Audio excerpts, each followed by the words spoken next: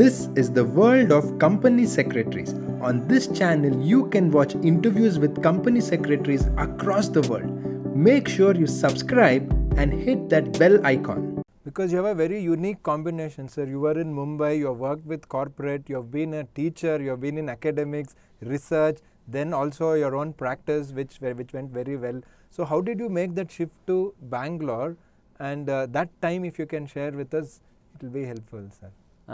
Many of my friends are not aware except couple of them. I met with an accident in Mumbai when I fell down from a train. Luckily, with the grace of the God has always been kind with me. I escaped unhurt. However, that trauma of traveling, and you have come something called as a fear psychosis. I will not say fear psychosis, a mental psychosis, to say, if you are climbing the train, a mental block. So I felt that no, let me venture into a new area and let me come back to my home state. And luckily, my grandmother and we had having our own house in Bangalore. So I thought let me start my own career, build my own right from zero, because I never knew anybody in Bangalore. So therefore it was a total start from zero onwards till today. So despite being very well, I mean having good contacts in Mumbai and then working there, you made the shift to Bangalore, and that time you didn't know anyone. I didn't know anyone. So from zero you built such a big practice. Yes. I am very happy that my uncle, in fact he had passed away. He was a general manager HR in MPM, My Sugar Paper Mills. Yes. MPM he was. He had consulted his company secretary. His name is Mr. HSN Rao. Okay. He is still known to me, and he is very much in touch with me. He told that, look, you contact one Mr. V. Sridharan, the then Central Council member. Yeah. He will help you out because he is in practice. He will be knowing more about the job opportunities, about the employment. So my first thing when I came down to Bangalore was meeting, after coming to know, because I had applied in couple of occasions. The days in 1993, 96, 2000 were totally different. The days what are today. Today you have huge demand, but the supply of company secretary is very, very, very less. Exactly. Whereas during 1993, I still remember, even in 96, 97, 98, I still remember, in Bombay there was a huge demand of company secretaries.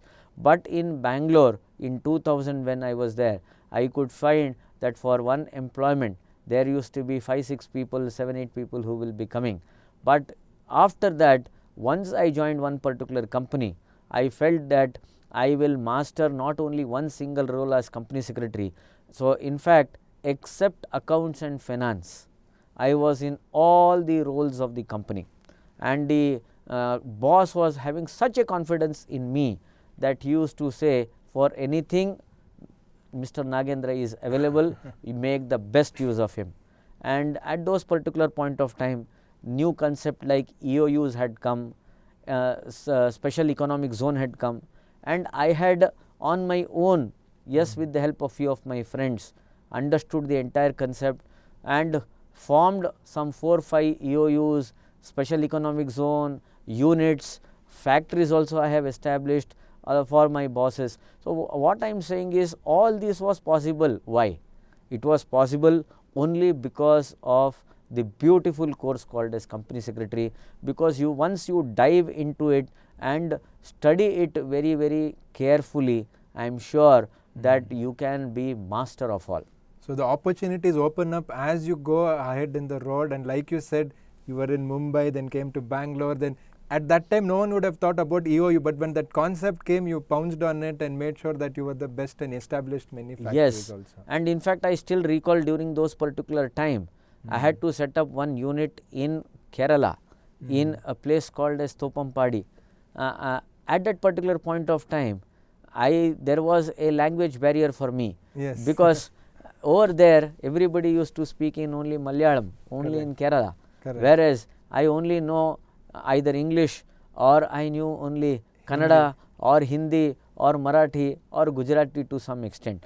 So there was a huge language barrier, and I felt that no, irrespective of that, my only goal is to ensure that I need to set up a unit. And I still remember after 3-4 years vague memory that the particular scheme was going to stop, and I need to set up, because the income tax benefit was supposed to be only at the end of one of the financial year, which I don't recall, and within that financial year end I need to set up a unit. I need to get a bonding done with the Commissioner of Customs, because normally it is central excise, but in Kerala, being the port area, you will find central excise and customs are one single. Wherever excise is not there, customs will become the central excise officer. Similarly, where customs is there, central excise is not there, custom will become the central excise officer. Yes. So you will find a chief commissioner. I still remember that on 30th of March I met him, and he told, yes, with your argument I am happy, even though one document is not there, but you get me the document in next 2 days, this will be done, because that was not so important document. And I was so thrilled that just a company secretary can influence by his words of wisdom before a chief commissioner of customs at that particular point of time. And my boss was so happy, and I felt that I am top of the world during that particular moment, because, and that too setting up of an unit in Kerala when most of the units were wound up. You will find I felt that it was the greatest achievement for me during those days. Okay, sir.